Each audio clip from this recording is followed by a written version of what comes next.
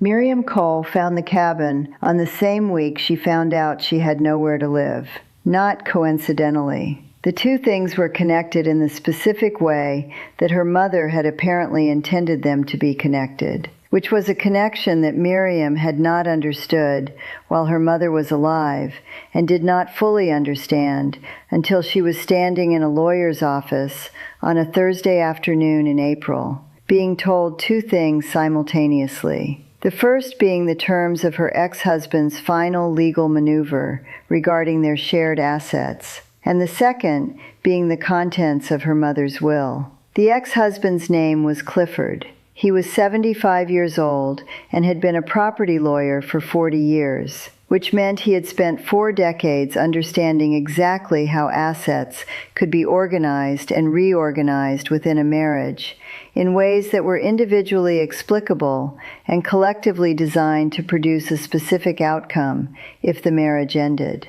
The marriage had ended 8 months ago when Miriam had finally said the thing she had been building towards saying for approximately 6 years, and which Clifford had received with the composed acceptance of a man who had been prepared for it longer than she had realized, and whose preparation had been of a specific and practical kind. The outcome the preparations had produced was documented in the 6-page summary that Stephen Park, who was Miriam's lawyer and who had fought for 14 months with the focused competence of someone who understood they were fighting against a professional who had designed the terrain of the battle, placed on the desk in front of her on that Thursday afternoon. She owned her car. She owned her personal clothing and jewelry, and the items she had brought to the marriage that had been clearly and documentably hers before it. She had a settlement figure that Stephen had negotiated upward from Clifford's initial position through sustained effort, and that was still, when set against 31 years of marriage and the specific contributions she had made to a life that had been structured around Clifford's career and preferences, a number that described the distance between what was fair and what was legal. She was 72 years old, and she had a car and a settlement figure, and 30 days to vacate the house on Pemberton Lane that had been hers in every way except the legal one, and that was now Clifford's in every way, including the legal one. Stephen had told her about the will in the same meeting because both things needed to be addressed, and because there was a connection between them that he had identified and that he wanted her to understand before she made any decisions about either. Her mother, Agnes Cole, had died 6 weeks earlier at the age of 93. Agnes had been in a care facility for the last 3 years of her life and had been Miriam's primary focus during those 3 years in the specific way that a parent becoming dependent became a person's primary focus when that person was the one who showed up. Miriam had driven to the care facility 3 times a week for 3 years. She had managed Agnes's medical appointments and her medications and the administrative complexity of an elderly person's life in a care system that required sustained advocacy. She had done this while her marriage was ending, and while Clifford was doing what Clifford was doing, and while Stephen was fighting the terrain that Clifford had prepared.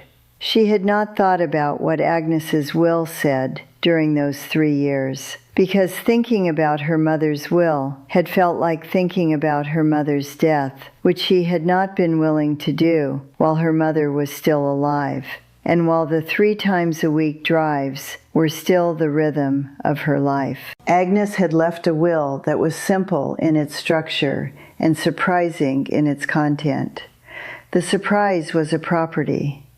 Agnes had owned a cabin in the hill country 2 hours north of the city in a place called Ellerwood on 2 acres of land adjacent to a reservoir. She had owned it for 41 years. She had told nobody in the family about it, including Miriam, which was a piece of information that Miriam received in the lawyer's office with a specific quality of shock that came from discovering that a person you had known your entire life had contained a dimension you had not known was there. Stephen said the property had been held in Agnes's name alone throughout the 41 years of its ownership, and had been maintained in that status with a deliberateness that he described as intentional rather than administrative, in the way that certain legal structures were intentional rather than default. Agnes had updated her will 3 times in the past 15 years, and each time she had confirmed the cabin as a specific bequest to Miriam alone, in terms that made the intention unambiguous and that could not be affected by any marital asset claim, because the property had never been part of the marital estate. He said she had timed the update of the most recent will, the one that was now operative, to a date 6 weeks before her death, and 3 weeks after the point in Miriam and Clifford's legal proceedings where the outcome had become relatively clear. Agnes had known. Miriam sat with that for a moment. Stephen said the property needed to be seen before she made any decisions about it. He said the county records described it as a residential structure in poor condition with no services connected, and that she should understand what she was accepting before she accepted it. She said she understood. She said she was accepting it regardless. He said she should see it first. She said she was accepting it regardless, and she would see it afterward. He looked at her. He said, "All right."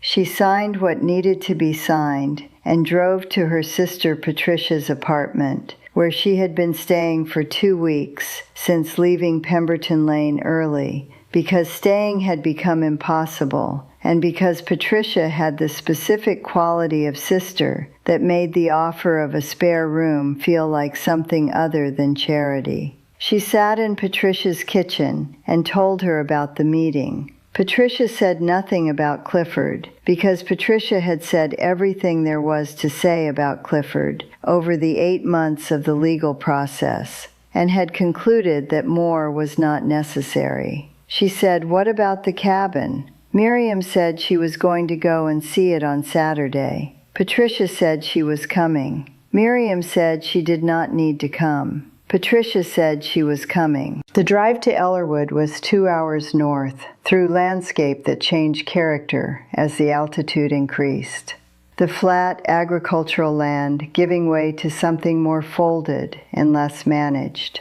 The hills building in stages, and the light-changing quality with them. Patricia drove because she had insisted on that too, and because Miriam, who had been sleeping adequately but not well, found the passenger seat and the passing landscape restful in a way she had not anticipated. They found the track that left the Ellerwood Road at the point Stephen's notes had described, a gap in the dry stone wall where a gate had once been, and where the gatepost remained, weathered to silver gray, with the track beyond it visible in the morning light as 2 compressed lines through the grass of the approaching field. Patricia parked at the gate, and they walked the 3/4 mile to the cabin. The walk was uphill in a moderate way, the kind of uphill that required attention without requiring effort. And the morning was clear enough that the reservoir was visible below the hill line to the east as they climbed, gray and still in the early light. Miriam walked with the quality of attention she brought to new places, which was not the tourist's attention of noting what was picturesque, but the more basic attention of someone arriving somewhere and taking stock. The cabin was in a clearing that the hill's geography had produced naturally rather than having been cut, the trees on three sides, and the south face open to the downward slope, and the view of the reservoir and the valley below. It was smaller than she had imagined, and larger than Stephen's description had suggested, which was the way places were when the description had been generated by county records, rather than by a person who had stood in front of them. Timber construction, painted at some point in a green that had faded to the gray-green of old paint on outdoor timber. A roof that had been replaced more recently than the rest of the building suggested the roofing material newer than its surroundings. A covered porch along the south face, with a wooden bench built into the railing that was still solid. 2 windows on the south wall, intact. Miriam stood in the clearing and looked at it. She thought about Agnes driving here. Not recently, because Agnes had not driven for years and had not been physically capable of this walk for longer than that. But before, in the years before, in the 41 years that Agnes had owned this property without telling anyone she owned it, there had been visits. There had to have been visits because a property you never visited was not a property you kept for 41 years. Agnes had come here and had been here in ways that Miriam had not known about and that her mother had chosen not to share. She wanted to understand why before she went inside. Patricia was beside her, reading the situation with the accuracy of 40 years of sisterhood. She said, "Go whenever you're ready." Miriam said she was ready. The key from Stephen's envelope opened the door with the ease of a lock that had been maintained rather than left to rust, which was the first indication that someone had been caring for this property more recently than the county records suggested. Inside the cabin was one main room, with a kitchen area and a living area that were separated by the arrangement of the furniture rather than by any wall, and a door at the back that led to a bedroom and a bathroom. The bathroom had the cold water connection that was the building's single plumbed service. The kitchen had a propane cooker connected to a tank outside, and the main room had everything else. Not furniture. The furniture was simple and old and present, but not what Miriam meant by everything else. She meant the things on the walls and the shelves and the table, the specific accumulated presence of a person who had been here regularly and had left things here and had made this room into the kind of room that was a record of a person's inner life rather than their public one. The walls had paintings, small oils and watercolors in frames that were not matched, but were each appropriate to what they held. The paintings were of the surrounding landscape in different seasons and different lights, the reservoir and the hills, and the specific light of this place at different times of year, painted by someone with the kind of skill that was developed over decades of serious practice, rather than the kind that was present from the beginning. Her mother's initials were in the bottom right corner of each one.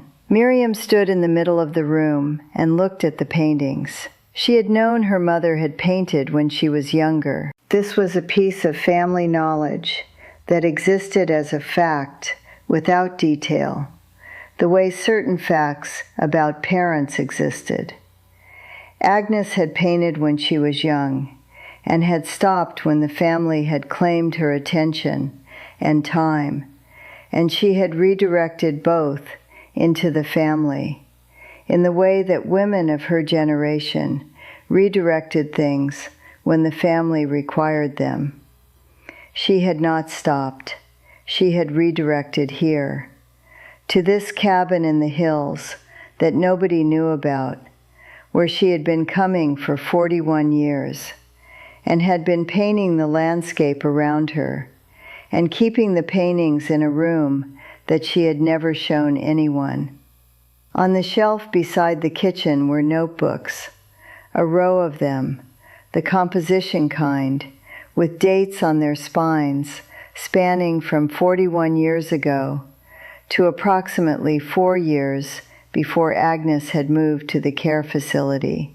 Miriam took the oldest one, Agnes's handwriting, the specific handwriting she had known since childhood, the slightly forward slant of it, and the way certain letters were formed that she would have recognized from any sample without a name attached. She sat at the kitchen table and read. The notebooks were not a diary in the conventional sense. They were the working record of a person who had spent 41 years coming to a cabin in the hills and thinking and painting and writing about what she was thinking and painting and about the world she had observed from the distance that the cabin provided. Miriam read for 2 hours while Patricia made tea on the propane cooker and sat at the other end of the table with her own thoughts and did not interrupt.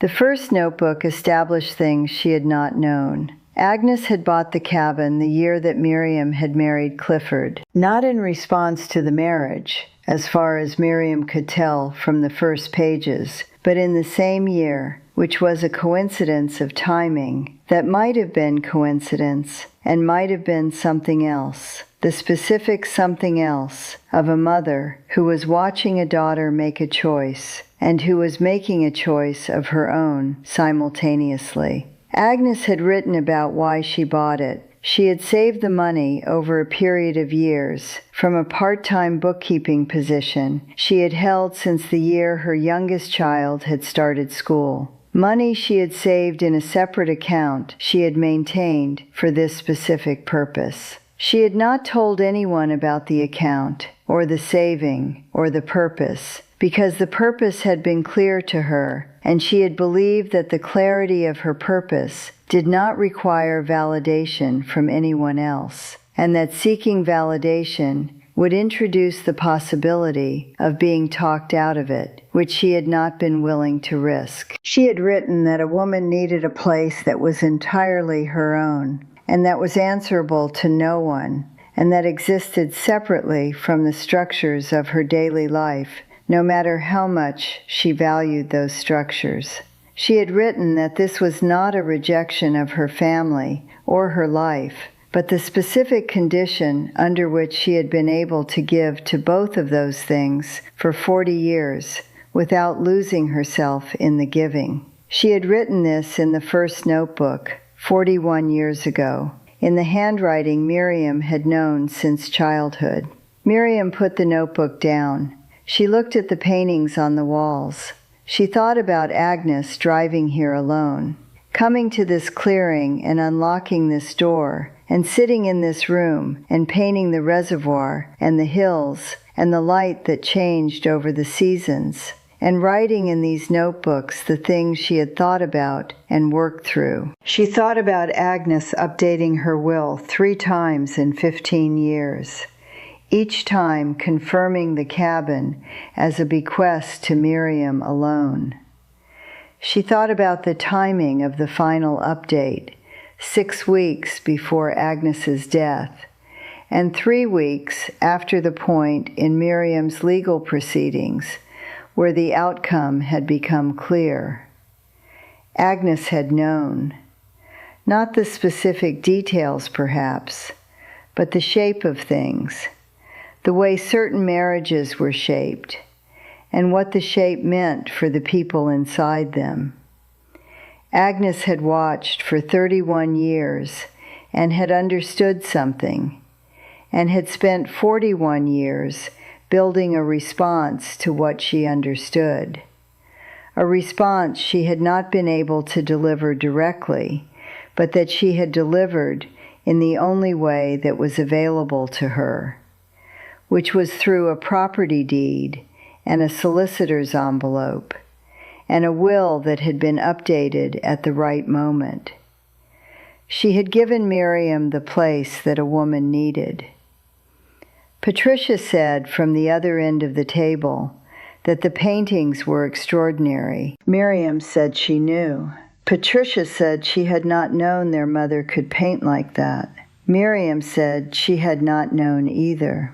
She looked at the notebook in her hands, and then at the row of notebooks on the shelf, and then at the paintings on the walls, and then at the window and the south-facing view, and the reservoir below the hill line, and the valley and the light. She was 72 years old. She had a car and a settlement figure and a 30-day notice to vacate. She had a sister who drove and made tea and sat at the other end of tables without interrupting. She had a mother who had spent 41 years building something in the hills and had given her the key to it at the exact moment she needed a key. She had this room. She had the paintings and the notebooks and the propane cooker and the bench built into the porch railing and the view of the reservoir in the morning light and 2 acres of land that the county records described as rural residential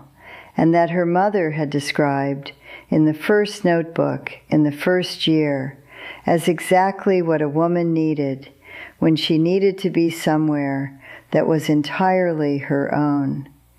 She would not move here immediately. There were things to sort and decisions to make, and the cabin needed work in specific places that she had noted while walking through, and that she would address in the order that made sense. She would not leave Whitmore entirely, because Whitmore had the people and the connections and the ordinary life that she was not done with. But she would come here. She would come here the way Agnes had come here, with regularity and with intention, and with the specific quality of purpose that the cabin produced in a person who understood what it was for. She picked up the oldest notebook and began to read it from the beginning, not quickly, not the way you read to get through something, the way you read when you understand that what you are reading is something someone kept for a long time and meant for you specifically, and that deserves the full extent of your attention. She read. Outside the south-facing window, the reservoir held the morning light in the way it held it at this hour, which was with a stillness that would change as the day developed, but that was, for now, exactly what it was. Her mother had painted this view in every season and in every light. Miriam had never seen the paintings before this morning. She had the rest of her life to look at them. She kept reading.